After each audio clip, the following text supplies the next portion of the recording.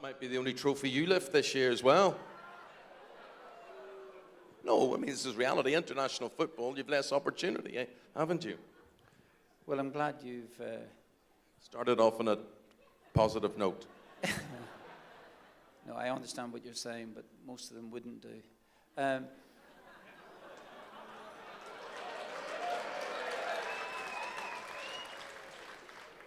First of all, I'd like to say thank you very much to the Irish Post. Genuinely appreciate this, actually more than they think. It's been a really great honour because I feel as if I'm not so sure that what we've achieved, but I'm just delighted tonight to be here. Genuinely, I've got my old partner in crime, Mr. Keane.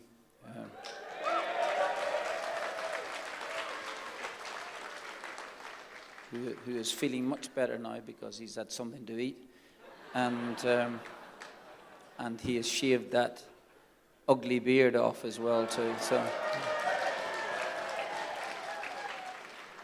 and thank you very much, Eamon. Really appreciate it. Now, of course, I should tell people the connection between you and me. Martin and I went to the same school together. When I come in at first year in St Malachy's College in Belfast, there's a big picture hanging up in the college of Martin and the Gaelic football team who had just won the, what was it? We won the McCrory Cup, and then we played in an All-Ireland final, and that was for athletes, you know, so, yeah.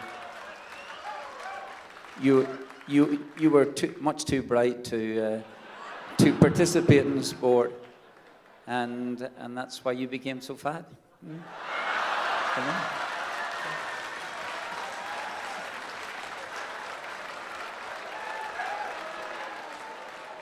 However, if you go back to St Malachy's College today, and you see whose picture is hanging in the hallway.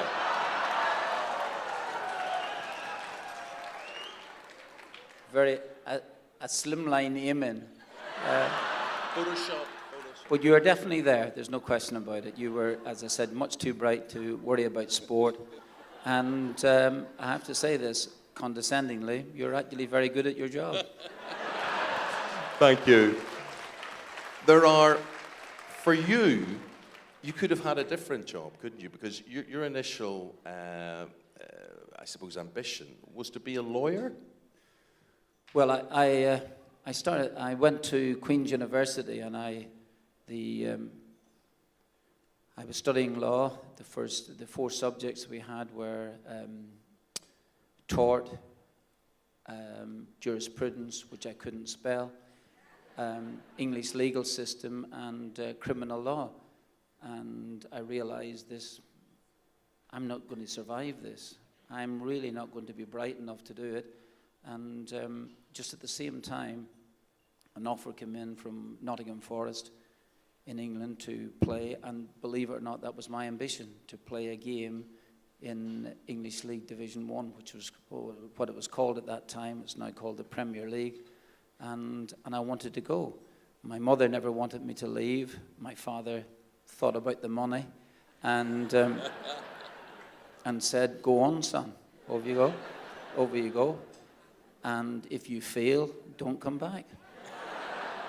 Well, you so didn't fail.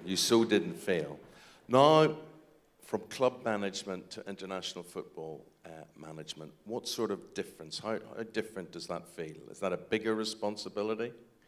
I think the difference is very, very obvious, because you're not participating every single week. If you lose a game, as we did against Scotland way back 2 years ago against them at Celtic Park, and that was in November, you have a long time to think about him. I was well aware of that at the time when you take on the international management. I know this from previous managers who said that's a long time to wait for the next game. So it has obviously some pluses, a lot of minuses as well. But after 3 years, I think that I'm kind of getting used to it in one sense. I suppose, like everything else, if you qualify for a competition, as we did do for the Euros, then I do believe then that the 2 years that you've spent doing that actually makes it worthwhile. Otherwise, I think you just hang yourself, you know.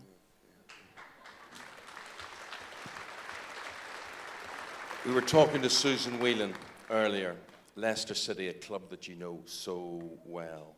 Just put in context the achievement for her and the football team. Well, I think it's an extraordinary. Just what they did was incredible. I remember way back in 1977, Nottingham Forest, the team I played for under the most brilliant manager called Brian Clough, we got promotion. And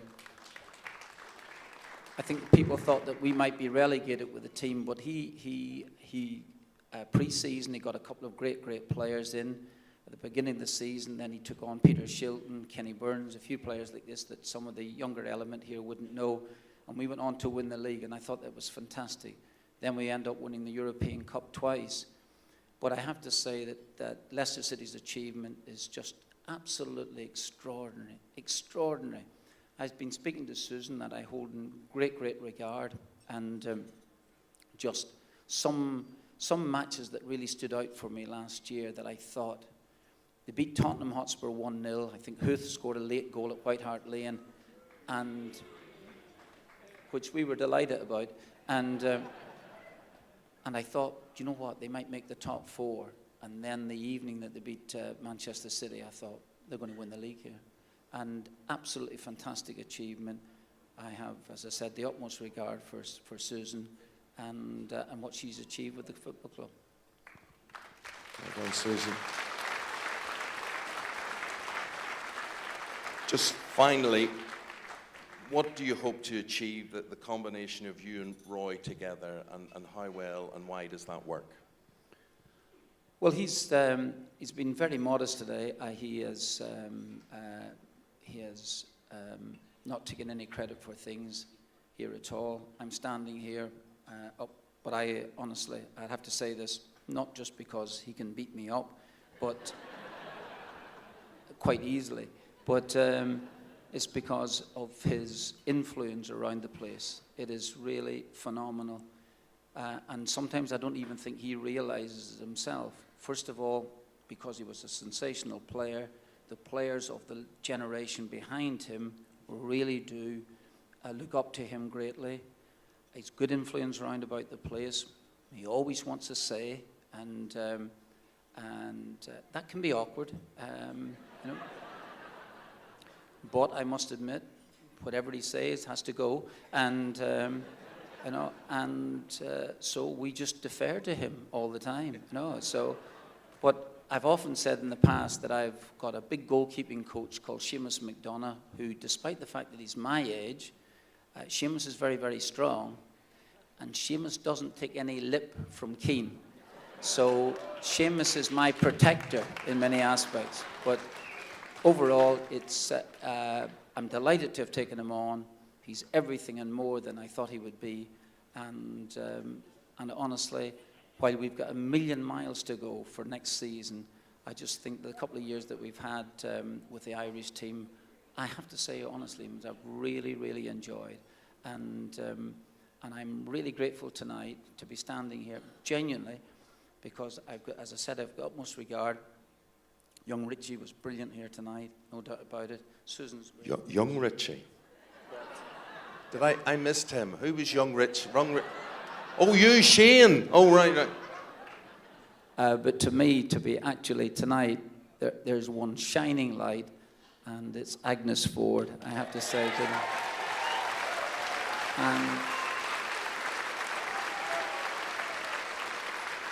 I just think we're all delighted to be in her presence, so thank you very much. Absolutely right. Martin O'Neill, thank you very much indeed. The Irish Post, outstanding contribution to sport in Britain. Thank you very much indeed. God bless. Thank you, Martin.